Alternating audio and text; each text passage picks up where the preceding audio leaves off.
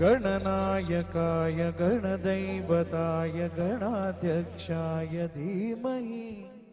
गुणशरीराय गुणवन्दिताय गुणेशानाय धीमहि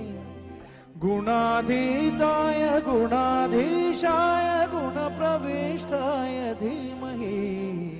एकदन्ताय वक्रतुण्डाय गौरीतनयाय धीमहि गजेशानाय भालचन्द्राय श्रीगणेशाय धीमहि एकदन्ताय वक्रतुण्डाय गौरीतनयाय धीमहि गजेशानाय भालचन्द्राय श्रीगणेशाय धीमहि